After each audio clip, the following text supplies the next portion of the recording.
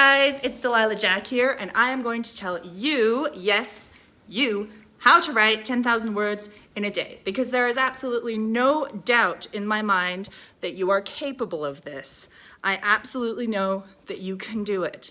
If you are doubting yourself right now, if you feel like maybe oh yes, some writers can do this, but not all writers, I couldn't possibly. No, you absolutely can. Maybe you'll choose not to, but I recommend that everybody try this at least once, just to experience it, and just so that you know that you can do it, because I know, and I want you to know.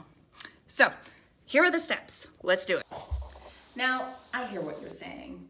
Delilah, I think I'm gonna work my way up to 10,000 words in a day. I'm gonna start by doing 5,000 words in a day, or maybe you're thinking oh, I'll do 500 words every day and work myself up to 1,000, and then maybe when I get to 2,000 or 3,000, I'll be able to. No, don't do that. Either you're writing 10,000 words in a day, or you're not. And you can start from anything. You could have not written anything for 5 years, your whole life, and you could still sit down and write that 10,000 words in a day. Attitude is everything. Remember that. There are a couple of things you can do to prepare for your 10,000 word day. And the first thing I'm going to tell you to do is to figure out where you are in your typing. Go online, take a typing test, figure out how many words you're doing per minute. I'm at 70 words per minute, and that is extremely comfortable for writing 10,000 words in a day. 60 words a minute is what's considered good typing, and I would say anywhere above 50 you are capable of doing 10,000 words in a day without too much trouble. If you're not at 50, 60 words a minute, there are lots of online resources, lots of exercises. If anybody knows Typing Ninja Cat Fights Dinosaurs, I was addicted to this game. You guys need to go play it, whether you're good at typing or not. Go check out this game. It's amazing. It's free online. Now, it should take you about, let's say you're starting from nothing. It should take you about 2 to 3 months to get your typing up to 60 words a minute.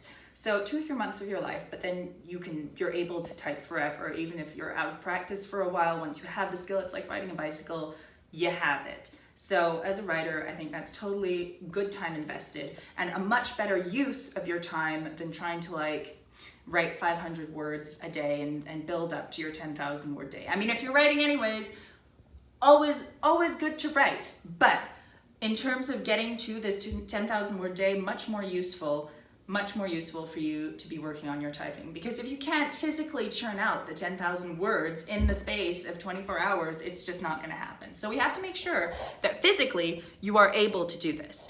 One tip is that eventually you will inevitably hit a plateau where it becomes very hard to progress. This is true in acquiring every skill, okay? This is just like a life tip for life in general. And the trick to surpassing that plateau, which if you're starting from nothing in typing, will probably occur around 40 words a minute, just before you get to the 50, you'll find that you're not progressing no matter how much you practice. The trick is to go back and troubleshoot where your actual problem areas are and to work on them specifically. Again, whatever skill you're trying to acquire, whether it's the banjo or crochet or skateboarding or typing, this is how you beat the plateau. I know, because I've plateaued so many times in my life and it's so frustrating. So you go back and look at some typing that you've done and you figure out what your recurring errors are. There are certain places online that will even do this for you.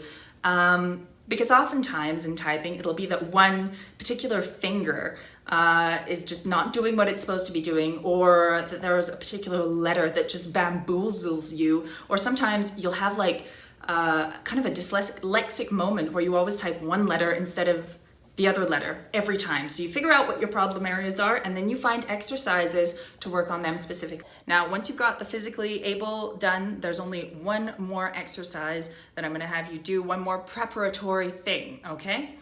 May not be what you think. All right, we are currently in a tree and it is very windy, so I'm gonna have to yell, but this is where I like to come to do the next thing that I'm going to tell you guys to do for your 10,000 word writing day, which is to visualize. Now, instinctively, because we're writers, we always want to have a pen and paper. It's like security blankets, right? The first thing we want to do is get a pen and paper and just start jotting things down. I'm going to tell you, don't do that, okay? I don't want to get all woody, but the energy that you create, the creative energy that you manifest when you're writing things and when you're just visualizing things is very different. And writing things is both manifesting but also limiting, and it can stunt the growth of your story. All right, so instead of writing things straight away, I want you to just sit down, and this is going to be hard at first if you're not used to doing this. Sit down and imagine your world. I would say you should start the visualization process about 7 to 10 days before you're ready for your 10,000 word writing day. So you start every evening, and you're going to sit down 10 to 15 minutes, and you're just going to imagine your story. You imagine it, you imagine it, you imagine the things happening, and every time you get to a point where you feel like you're losing the thread of what you just imagined, you go back to the beginning, you start it all again, you do it over and over. No writing anything down yet, not until way, way later, all right? Over and over and over until it is so much a part of you and a part of your mind that it's like you know every detail, it's figured out. This is different than writing the story. And you're going to find this, that a lot of the problems when you're writing notes on a story that occur where you think you've sorted something, like, oh, he'll sneak into the castle, and then you try to write it and you're like, oh, I have no idea how he's going to sneak into the castle. When you're visualizing, you solve these problems as they occur. It's very different. And you'll get better at the visualization process the more you practice. So this is something that you can start practicing way earlier, just exploring your imaginary realms, exploring your world, sitting down for coffee with your characters, figuring stuff out in this way. You'll get better and better at creating the world and creating the images. But for the actual imagining this story, your 10,000 word story, I think you can start doing it 10 days in advance, and that's plenty. You can get it all done. Welcome to the tent. This is where I'm going to tell you about the next step, which is outlining. This does not have to happen. In fact, I would recommend that this does not happen until 3 days, give or take a day, before you're ready for your 10,000 word writing day. All right? Now, for the outlining process, you're going to want to have like a ready-made plan, okay? You might have your own that you like to use. I have my own. It's based on Robert McKee's story. The book, which is actually about screenplay writing, but screenplay writers have the best structure and pacing, much better than novel writers generally. So that's what I use. A lot of people like Save the Cat. Personally, I hate it, but if it works for you, that's what matters. Maybe you'll have one that's kind of developed on your preferences, on the way your stories tend to go. And you know, personally, I like a story that has no structure, but for the sake of this day, getting this day done, you're going to need a roadmap. Once you've done it a few times, you can deviate from this. You can start being a bit more experimental with your story structure, a bit more hippy-dippy. But I would recommend the first time you're doing 10,000 words in a day, you know exactly what those 10,000 words are going to look like. And part of that is once you've put this story that you've already imagined, that you already know all about, into the outline, you're going to figure out where all the word counts go. Like, when does your inciting incident happen, and exactly how many words. You'll be able to figure out from like the percentage into the story that different things should happen, and calculate kind of from the amount of words that you want to have total. Do a little math, you figure that out, and that will give you just a really good roadmap and a really good idea of where in the story you want to be at the beginning of your 10,000 word day and at the end. Now I'm giving you 3 days to tinker away with this outline. Third day, you get the morning. This is the day right before your 10,000 word writing day. You're allowed to touch the outlining in the morning, but it's pens down by midday, all right? After midday, whoa. After midday, you're not touching it. It's kind of like, remember in high school they told you, or they should have told you, you stop studying for an exam like the night before, you put your pens down. Oh, hello, cat. You put your pens down, it's over, and that allows the information to cement in your head. Well, that's what I want you to do. Midday, it's done, no more outlining, no more messing around with the story. But you still have work to do that day. You still have something to do, and I'm going to tell you about that. Ooh, yeah, baby.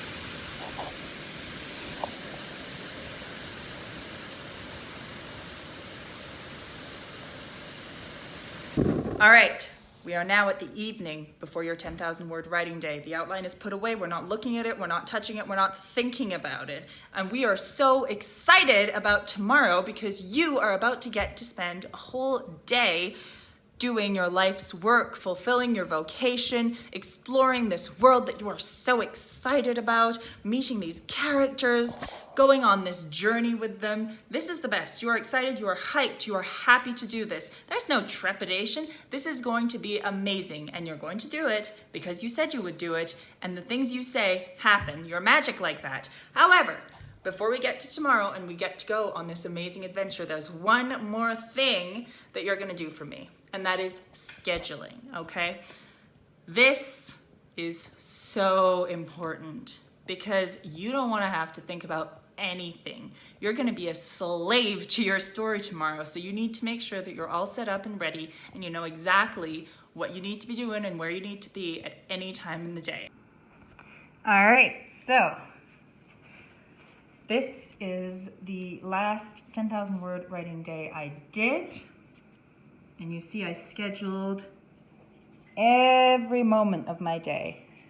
All of the amounts of words I would write, all of the breaks. And then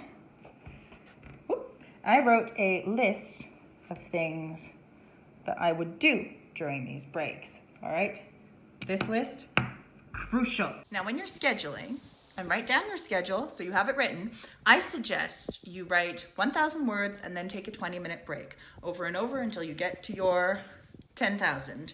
Now, for me, that's a really comfortable amount. Like I said, I write 72 words a minute, and so usually I wind up writing 1,000 words in 40 minutes, and then I take a 20-minute break. So it works out really nicely in hours.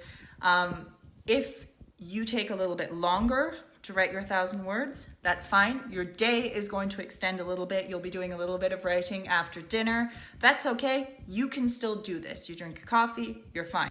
Now, I also suggest giving yourself a good break for lunch, a couple of hours. I think that's important, and like an hour at dinner time. I usually finish by dinner time. If you're gonna have to keep writing, make sure you give yourself like an hour or 2 hours at dinner time to unwind. And then the next thing you're going to do is you're going to write a list of all the things you are allowed to do during your breaks, because I know you. You are going to take your break and go on YouTube and watch a video or go on Twitter, and it's gonna wind up taking way more time and extending into your writing time and throwing your whole day off. And then you're gonna feel like you didn't even have a break because you'll have just been sitting there on the screen the whole time, and then all you're doing is like flipping back to a different page onto your writing. Or is that me?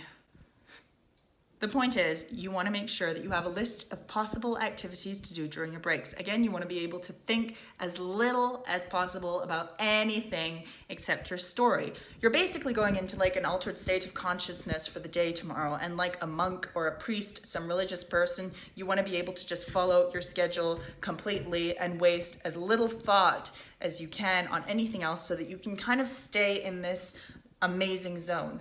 And the zone is one of the reasons I think everybody should try this. It's just a really cool experience. It's really cool to see what your mind can do and what you're capable of. So you write down all these things you're going to do in your breaks. I want you to make sure that during your breaks, you're doing things that involve getting up and moving around. Even if it's just going down the stairs to get a load of laundry, you have to leave your workspace. Wherever you set up, that's your workspace. You don't stay there in front of the computer and like mess around and do other things during your break. You get up and you leave, and also you get away from screens. So you move around and you make sure you're not just staring at your phone or your computer. Once you've created your schedule, just make sure that you have food in the house and make sure you know what you're eating throughout the day. I recommend lots of fruit and vegetables for snacking and not a lot of crap, because too much carbs will put you in like a bit of a brain fog. And then suddenly it'll be the day and you'll be doing it. You'll be living this thing that you maybe thought was impossible. Living totally immersed for the whole day in this world.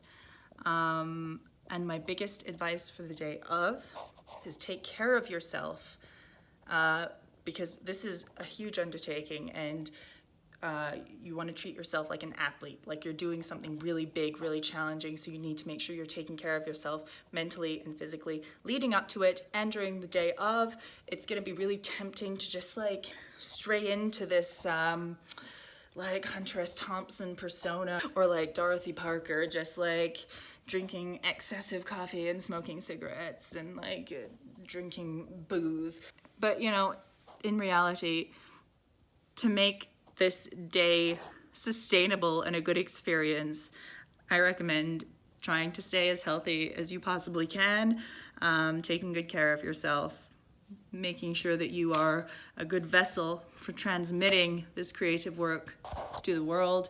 And my biggest piece of advice for the day of is to enjoy it. I feel like a lot of the time in the writing community, there's quite a lot of negativity. We like to be self-deprecating. We like to talk about the struggles and the challenges, and they are innumerable, trust me. But you can go and complain on Twitter about how hard it was after.